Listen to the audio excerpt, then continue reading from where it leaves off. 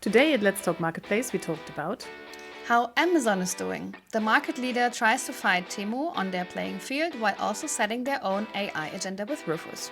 our Amazon expert Malte has just returned from the Amazon headquarters in Luxembourg and brings us the latest Amazon updates. Have fun listening. Let's Talk Marketplace. The Marketplace podcast with Ingrid Lommer and Valerie Dichtel. Hello everyone, welcome back. Let's Talk Marketplace again. I'm Ingrid and I welcome you back to our yearly Amazon update with Malte. I think we're doing this for the third time now in a row, so we can officially call it a tradition. Don't you think, Valerie? Yeah, definitely. So we have only a few selected guests who have who we have invited several times. Actually, in Malte, Carsten is actually one of them. So welcome back, Malte. It's great to see you again. Yeah, same for me. I'm let's say now translating myself into English because that was like okay, makes sense that we're doing it in English. For our audience, right? True, So, we didn't prepare you, right? warn you. Oh, you're right. Oops. yeah, I mean, great. You're still the same persons, right? It's a slight shift. Okay. But come on, Malte. I mean, you're mostly around the world all the time, so I guess you think in English all the time. We anyway, just took so. it for granted. We took it for granted. That's fine with Totally you. fine. Let's go ahead. Okay. Right. So whenever Malte is here, we talk about Amazon. And I felt it's high time that we did that once again, because recently we have been talking a lot about, Temu and Shein and TikTok Shop and all those new and exciting platforms. But of course, it's equally important and interesting to see what the market leader is making of all these new developments. And of course, how this affects the lives and businesses of everyone selling on Amazon, which is probably, let's be real, most of you, I guess. So, yeah. Let's talk about Amazon in detail. Absolutely. But before we start into do this, we should explain why we invite Malte to talk about this. So Malte, let's go for a different introduction today than usual. Why are you here? Yeah, that is a really good question. I mean, when it comes to let's say when it comes to Amazon, right? You can ask literally everybody or anybody or how you would name it. Maybe my perspective is sometimes slightly different because I'm trying to be as let's say as agnostic, as objective, as distanced as possible. While diving into as deep as necessary, so that's why maybe it's a little bit different narrative, and I don't want to sell anything, so that's maybe also a little bit different to others, maybe. Yeah. And that's, ladies and gentlemen, is Berlin understatement. Yeah. Come on. So, but next question, Malte, why do you so often know things about Amazon that others don't know yet? I mean, it's pretty decent. I mean, basically, I'm talking to Amazon guys or relatives or close relatives every day. That's basically what it is, right? Talking to someone who is now with Amazon, who left Amazon last week, who is planning to join Amazon, who is doing something in the Amazon space. All those different people. And it's not like that I'm saying, tell me something about Amazon, it's simply every time and all the time in between the lines. And I'm listening maybe a little bit more carefully than those guys expect. Yeah. And trying to read things and trying to adopt things and build up some sort of a picture going forward. Mm. Yeah. Yeah, and I have also to be fair to our regular other guest at Sender. And now you get like the usual question, like, tell us a fun fact about you, Malte.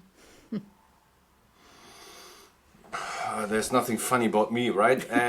Basically, Nothing at all. Fun fact. Oh, well, a fun fact. No, I mean, I have a broken finger. And someone told me, or the doctor told me, I have to tape it in a certain way, but not that much more. So I'm, let's say, running around with this tape now for ages, and I don't know when it's finished, when it's done, when it's final again. So maybe I don't know. I haven't found the right place and time to say it's ready now. It's okay now. So that's why. Yeah, that's maybe going forward my CI. I see. Apart from the hat, good idea. So specialist on Amazon, not on medicine, possibly. But so I guess we'll just keep with the Amazon topic today, and go into updating our status quo together with you. We just have a very short advertising break for you, in which we'll tell you a bit more about our partner channel.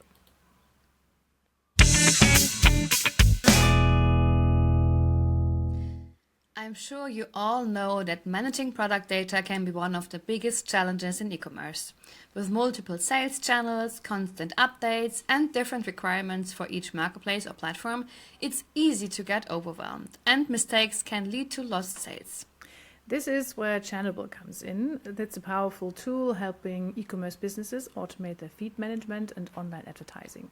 Whether you're selling on Amazon, eBay, Zalando, or advertising on Google and Facebook, Channable makes sure your product data is optimized and meets the specific requirements of each channel.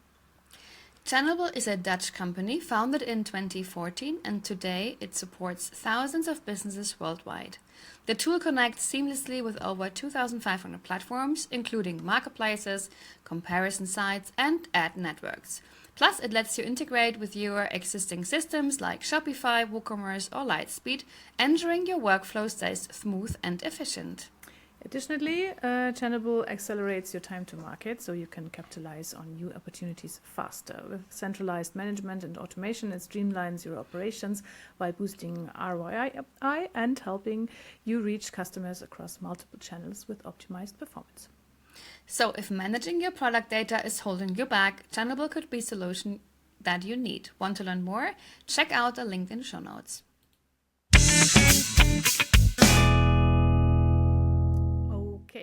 Right, Malte. Then let's talk a bit about Amazon. You just returned from a visit to the European Amazon headquarters in Luxembourg. So how was it? And maybe first, because you are a person that reads between the lines, how is the atmosphere there? Is that still, this day one feeling, this we're going to take over the world, or are people a bit more concerned than usual?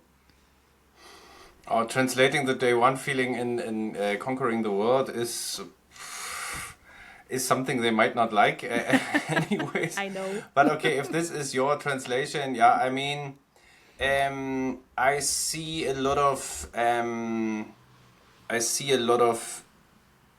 constant and serious working. It's more like a building site today, more than a startup with those balls and kicker tables and so on. So it's really serious working. It's more and more a corporate today who is taking care of multiple topics and is trying to keep the overview and a globalized view on everything, right? So a little bit more serious maybe, if you ask me exactly that question. And it's not like, I mean, it's a big theater, right? It's not like that I'm seeing their concerns or, when I was in the discussion with those guys, I was also naming, purposely Temu and TikTok Shop and so on, and was looking into their eyes and how they react. And it's not like, it's the full professionals, right? Mm-hmm. And there were VPs on the table who flew over from Seattle.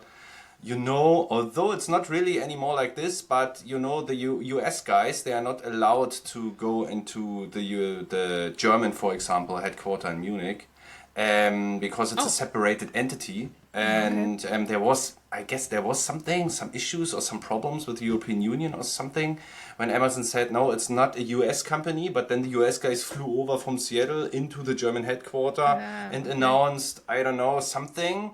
And then they said, look there, it's a US company, it's steered from the US, and that's why they are always flying only to Luxembourg. So if you would like to meet the US guys, you have to fly over to Luxembourg. That's the only way. This is no longer the case. It changed a little bit. There was those tax changes and a different taxation, and it's no longer European-wide a Luxembourg taxation. It's now a country-based taxation. And from this moment on, it's, let's say, factual, clear that they are separated entities from a taxation perspective. But maybe they do like Luxembourg more than Munich, or I don't know. That's why the meeting was over there. And it was very, very interesting. And it basically was all about, I think there were some changes regarding leadership in certain positions. And, I'm the new VP of something, in this case, for example, FBA side of the entire Amazon space. And I'm the new boy, I'm the new guy, and I'm doing things differently. I'm talking to evangelists, I'm talking to sellers, I'm talking to, I'm going there where it's dark and where it's, dirty, digging everywhere, confronting myself with some guys, not staying in my bubble in Seattle and talking only to my directors, and that's what it is. So that was quite some sort of an opportunity, for both sides. So we exchanged thoughts. It's about, maybe you've heard, Amazon decreased the FBA price levels for a lot of size bands, the small ones and the mid-size ones, I would say even up to oversize. So they are moving quite a bad PR from my perspective, right? So in the news, in the media, there's everything about increasing price levels and then they're decreasing it and no one's taking care. But I also told them, combining maybe a little bit the two topics, because for me they belong together, I also told them that's totally fine and totally nice that you are, like from the FBA perspective, that you are moving, that you're doing something.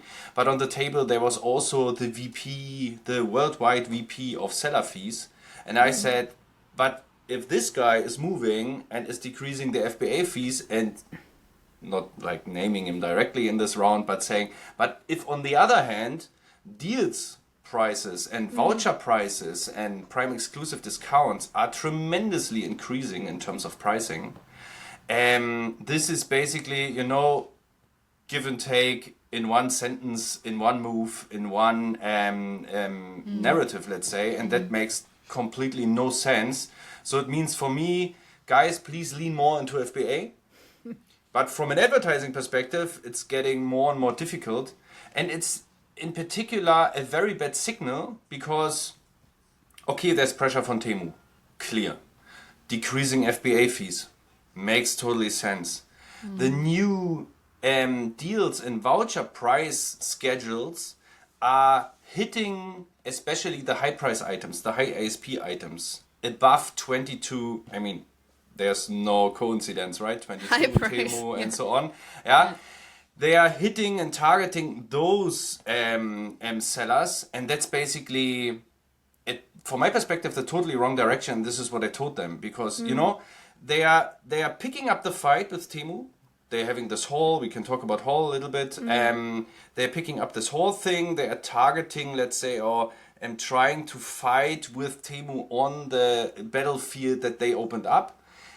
But Amazon would like to be, always wanted to be, in the center of the Amazon flywheel. There is selection. You want to be the everything store, and you want to do everything. And that's maybe from my perspective, this is the big thing. This is the big opportunity, because Temu will always be this, like 0 till 30, 0 till 20 something player, quick, fast, like call to action, quick decision, deals, deals, opportunity, price decrease here and there, like 5 seconds left, I don't know, something, This is not really fitting to a 500 euro sofa bed or a 5,000 euro new TV whatsoever, right? Or this behavior. So this is the battlefield. Okay, they are playing in this battlefield. They accepted the fight. They are decreased the prices below for FBA, below a certain range already. They are creating this whole thing that all makes sense. But don't forget about the full selection thing. So, and we see this BuyForMe thing. We can talk about this in a minute as well.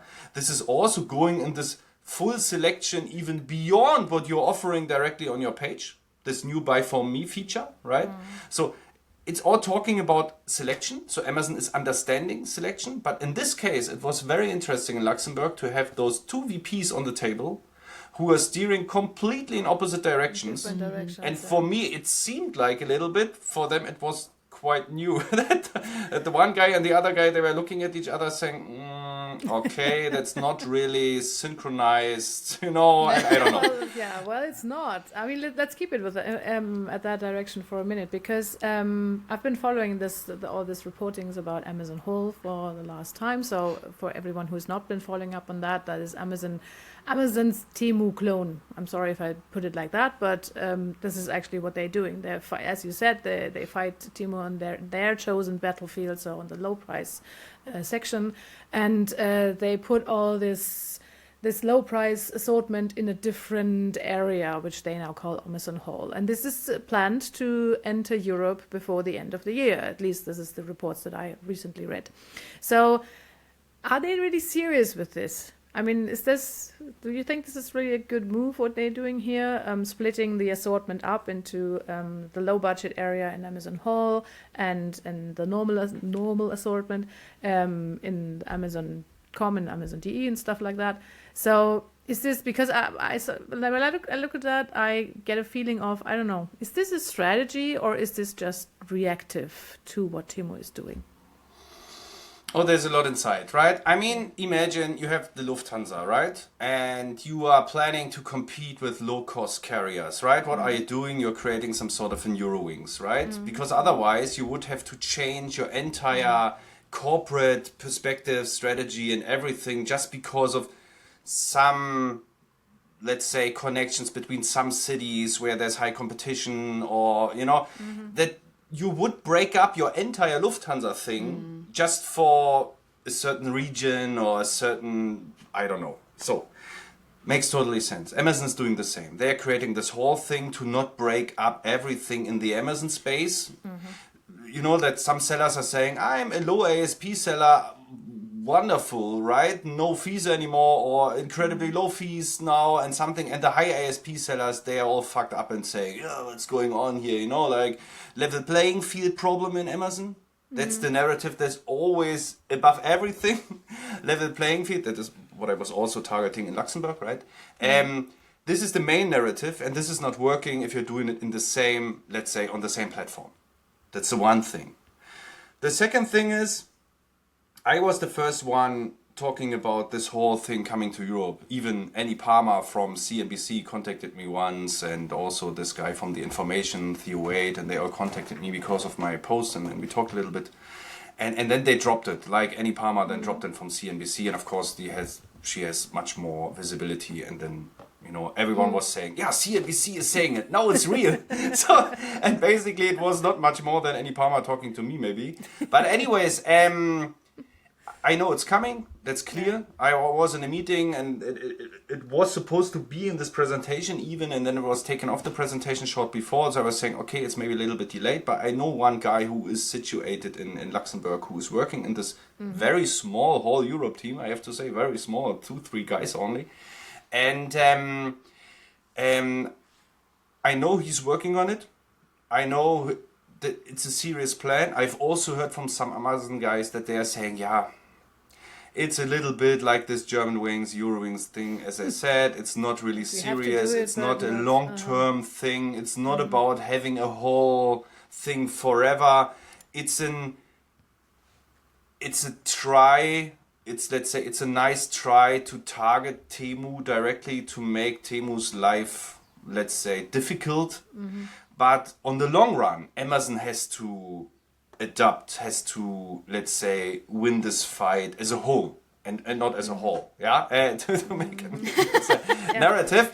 It's let's say, it's throwing in something, you know, it's throwing some special weapon onto the battlefield, but it's not designed to be the new Amazon, the second Amazon forever. That's what I'm hearing everywhere. They're all very, let's say, critical, or very, let's say, not so much leaning into this thing. Yeah, we are doing it, but you know.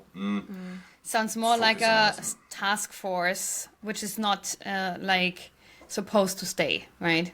Yeah. It's coming. It's definitely coming. Yeah, It's yeah, definitely earlier coming than end of the year, from what I've heard. Yeah, would expect this maybe even before summer. So it's they're pretty much working on it. But I don't know. Let's see, right? I mean, since since the launch of Hall in the US, and since the plans I've heard of, I don't know, 4 months ago, something that Hall is also coming to Europe this year.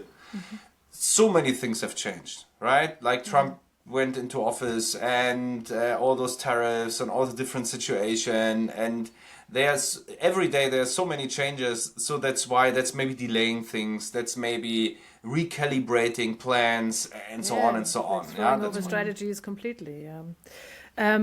So maybe it's also that the market and Amazon itself is not that enthusiastic about Amazon Haul, because we are not used to seeing Amazon as a runner-up.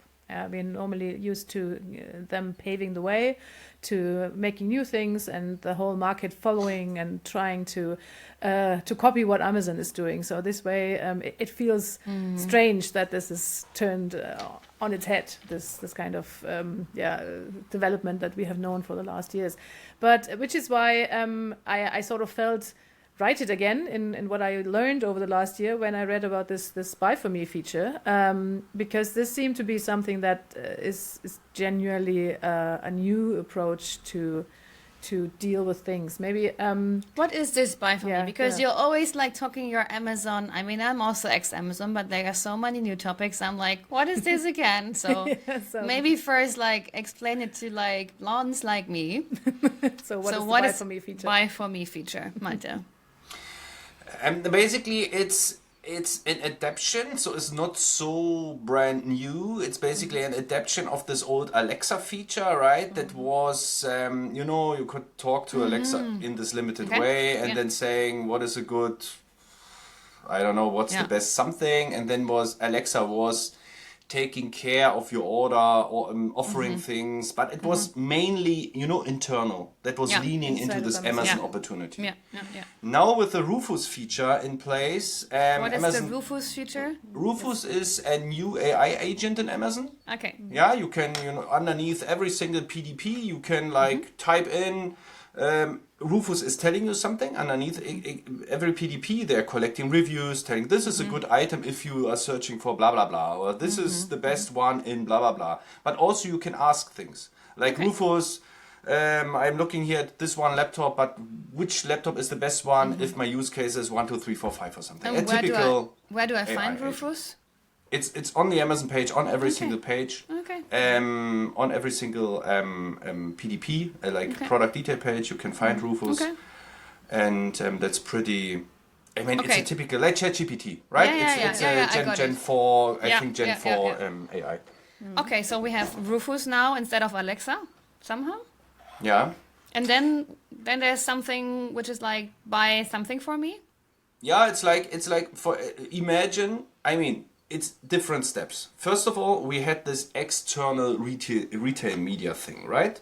Like Amazon is starting to display external offers on its page, and it's Yeah. also displaying outside, right? Yes, So but this is is the what they're doing for a long time. yeah, right? this is like the but that's the underlying thing. So Yeah. what can happen now is that if you talk to Rufus, and Rufus is, let's say, saying this is the best laptop and it's not available on Amazon right now, but I can buy it for you on notebooksbilliger.de, for example, right? That means here's the link. Not I can buy it for you, yeah, literally. Yeah, but yeah, yeah. here's the link to notebooksbilliger.de. I found it's the best price in the web or out there. It's not available on Amazon right now, but this is, let's say, the opportunity.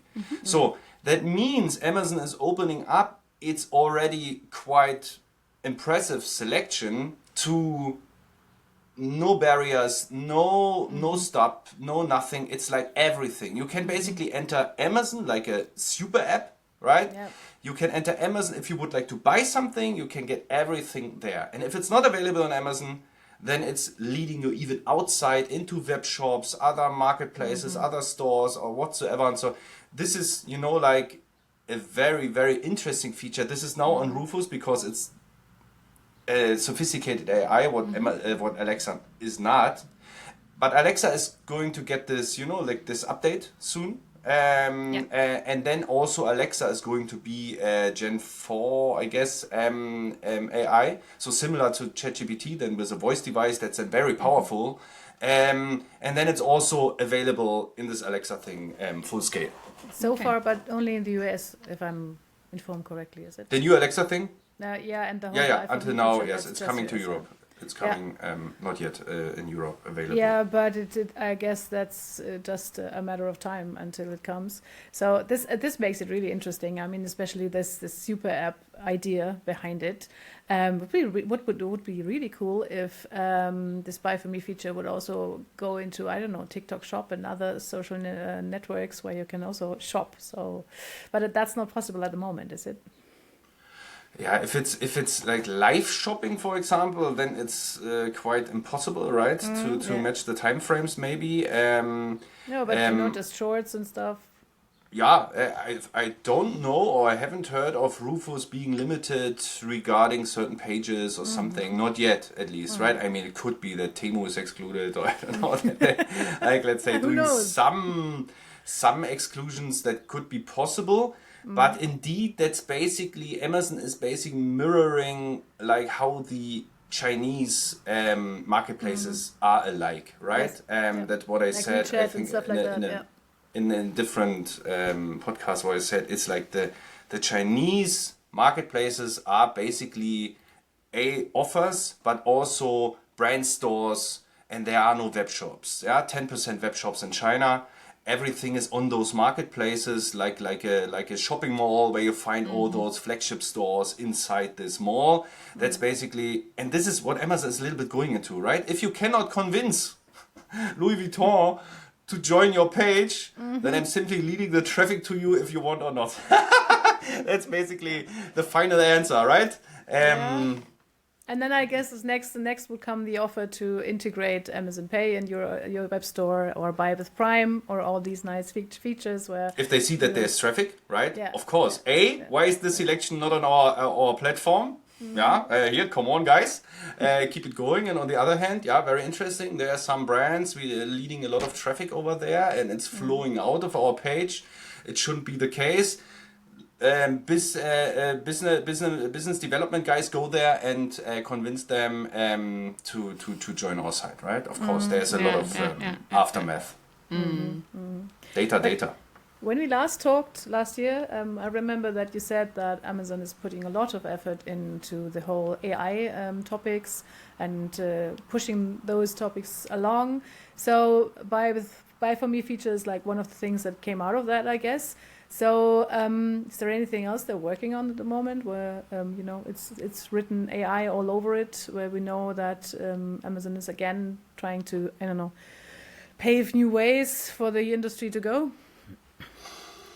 It's more a refinery phase, right? Actually, it's more an A/B trial and refinery phase. They have kickstarted a lot of AI features, right, when it comes to content and everything, and now they are checking whether it's really working and whether it's backfiring even. So that's actually the status quo, as far as I've heard, that they're really seriously monitoring what they've implemented and whether they deprecate or proceed with the given features they've implemented. I'm pretty sure Amazon is also, when it comes to Rufus and stuff, they're also throwing in soon a much more sophisticated Gen AI version, pretty sure, because they are all working on it. And Alibaba has thrown it on the market last week, and all players, that's basically what they're all leaning into pretty much. So I'm expecting very much that Amazon is saying, here, Alexa is capable of ABC, but look here, with this new stage of AI, even more will be possible. Also, Rufus will be even more sophisticated, and BuyForMe makes even more sense, and everything.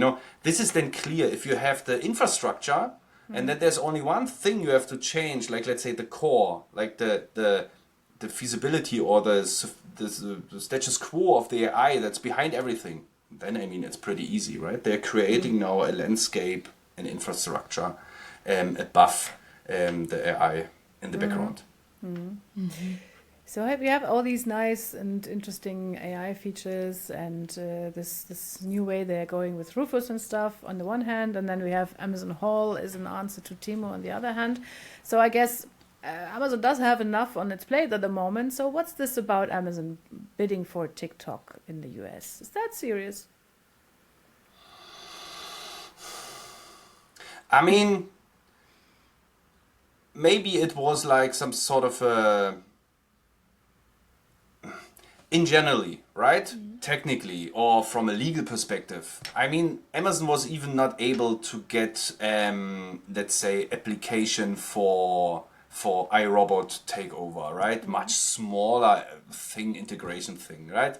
The governmental institution was saying no, monopolistic, too big, and something. I mean, imagine, imagine they would now ask whether they could, like number one would now try to integrate, I don't know, number 4, 5 something. So of course they would say no. But throwing in such an offer, it gives you some sort of control, right? So you can avoid that someone is getting it literally for free because all are stepping out, or that maybe also the wrong player is getting it, right? You could block things, you could increase your bid if it's not the one you would like to imagine. Walmart is saying, right? Very small e-commerce part compared to the entire body. And they are now leading into the social commerce thing. A nightmare for Amazon, right? A huge advantage. So I think what Amazon basically truly wants is someone like Andreessen Horowitz or something, like a little bit distanced, simply BlackRock, or I don't know, like financial guys or someone is simply buying it, and then they are able to go into some collaboration things and leaning much more into it, and let's do it together. You have no idea how to solve it or how to fix it or how to proceed with it going forward. We can help you in something. This is maybe the basic idea behind everything, right? But also control and avoiding nightmare scenarios. Yeah. That's an interesting take, actually. Because we've been following up on, or I've been following up on TikTok in the US, because of course it's just, well, the way that TikTok is pushing for TikTok Shop inside Europe tells me that there is not a real solution for the US market at the moment. So they're looking for other markets here. So it's going to be interesting what happens in the next 75 days. And I was just wondering, because Amazon is always named as one of the first competitors for TikTok. I was like, yeah, sure. But as you say, normally we would say it's not possible under monopolistic viewpoints. But, well, the current legislation or administration in the US is not really known for its consistency when it comes to these things. So who knows what they will decide. Very quickly, because our time is running out, you touched upon the current tariffs and trade war situation at the beginning and said like things are changing all the time at the moment. It's not really reliable and it's not easy to plan your business.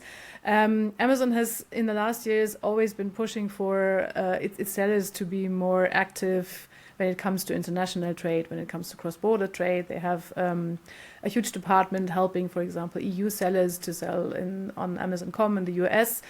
How is this current situation affecting these ideas of Amazon? Are they still pushing for it, or is that at the moment not possible? Yeah, AGS is of course still pushing. I also know a lot of sellers who are in the midst of some sort of rollout or expansion or whatsoever. I'm not seeing this tariff thing so critical, so let's say problematic, right? For me, it's totally fine. Yeah, it's creating a level playing field here and there. It's a little bit crazily phrased, and from a narrative perspective, of course, it's a little bit Wild West craziness. But in generally, things are moving, they are, shaking up the world a little bit. For me, I'm sitting on the sideline saying, okay, well, yeah, someone is, for me, it's a little bit rolling back into the past, right? The US, from our perspective, is now becoming some sort of a Switzerland, right? Where you're shipping a 10 euro item and you pay 25 euros of francs. Customs fees, right? That was all crazy, but everyone has found solutions, like bulk shipments and bulk customs things, and there will be a solution for everything. I like that approach in generally, or the other way around. I fully do not understand by the same people who were creating some sort of a fear of those Chinese guys like Wish and Temu and Shein. It's not the same guys who are saying, okay, now that the US is standing up and creating a second strong player and creating narratives and creating power in this space, now there's a second player.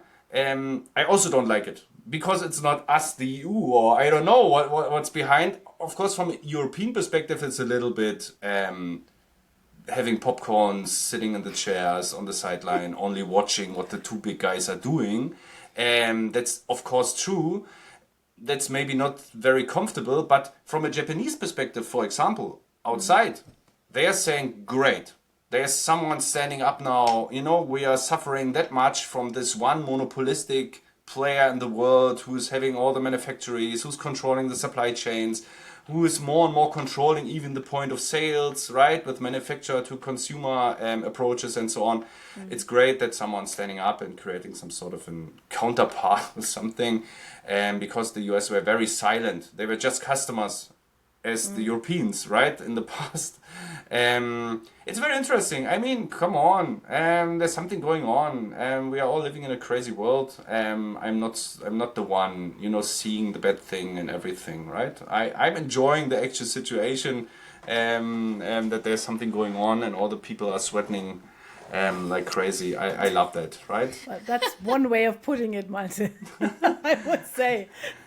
I was more going for the current situation, which is not very dependable because things are changing all the time, and I don't know how I would recommend someone who is starting out in the US now to, I don't know, calculate their prices or calculate their shippings or calculate their processes or put the stuff together, because everything can change from one week to the next. It's hard to build a business on that, isn't it? It's impossible, right? I mean, it's like if you're going forward or not, because I have a lot of like talks with big brands and they were like, yeah, we thought about like onboarding in the US, and then now we kind of stopped it because it's like so unpredictable right now, like how it changes. And it's like today is like this, tomorrow is like the other way around. So like you cannot like count on it. It's a negotiation game, right? So basically the guys, it's not Trump, right? First of all, right? I don't know anything about this guy. It's not him, right? It's a big circle of crazy, also intelligent, very powerful and very rich people, like, you know, like Peter Thiel and so on. Yeah.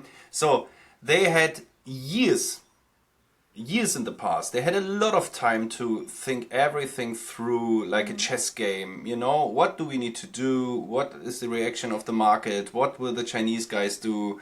And everything. So they had a lot of time, right? And so it looks like a crazy guy in the White House is, you know, spitting out crazy ideas. I don't think so. First of all those guys have a lot of money all across the world, right? They will not cut all connections and, you know, like make the US and Japan 500 years ago when they cut all ties to outside and said, no, only us. No export, no imports anymore. It's only us. So it's not the case. Right? There are dependencies, globalized dependencies everywhere. There are debts. There are, you know, also the US is also exporting and so on. It's a negotiation game we're in. That's basically what it is. So who is throwing the first stone? What is the answer? If Vietnam says, okay, Mr. Trump, after your thrown stone, we are decreasing our tariffs to 0. If you do as well, I say, that's pretty nice, right? I mean, that would be pretty nice. If two countries start to lower their tariffs to 0, then it's a level playing field between the two. It's just the starting. There are other countries joining already. What is the European Union doing out of it, right? I mean, are they just watching? They just offered, but they were denied.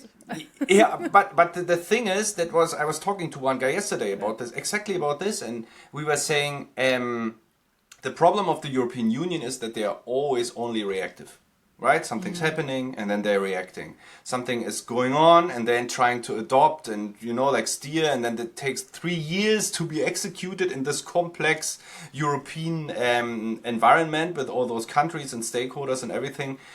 That's telling me something about the competitiveness of this body, European Union, right? That's basically a problem from my perspective. They are not like the trendy guys who are Not the defining first what's movers. going on in the world. Yeah, that's a problem. Yeah. Definitely. As our time is way up, we should not go deeper into these two political topics, because I think we could talk about those for the next 2 hours. But anyway, it was great having your insights on that and your perspective, and all your insights from the Amazon sphere as well. So thank you, Malte, for your update today. It's always nice having you on the show. So, and everyone else, have a very happy Easter and some relaxing days. And next time I won't be greeting you here, but Valerie has a great guest scheduled already. Don't you, Valerie? Who's coming? Yes, indeed. I will talk with Alex Halley. Actually, he's an ex-Amazon colleague of mine, so we are back at the topic again. But now he's joining me as a head of e-commerce and marketplace business at the beauty brand Veleda. So we will talk a lot about the marketplace setup of Veleda and also the very interesting beauty and care marketplace landscape. Sounds great. So if you don't want to miss that, please like and follow our podcast on Spotify, Apple Podcasts, Amazon Music, YouTube, wherever, Thanks for listening today. And we're happy if you're tuning in again. Bye. Bye-bye. Thank you, ladies. Bye-bye. You listen to Let's Talk Marketplace. The Marketplace podcast with Ingrid Lommer and Valerie Dichtel.